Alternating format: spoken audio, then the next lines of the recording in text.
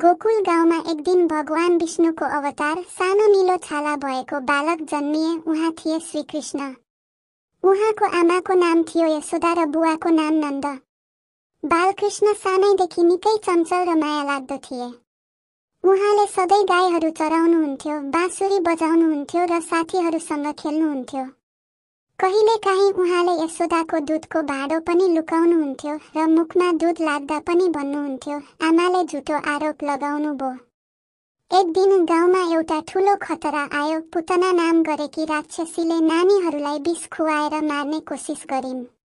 तर बालकृष्णले तिनको छातीमा चढेर उहाँलाई नष्ट गर्नुभयो। उहाँ सानो थिए तर शक्तिमान थियो।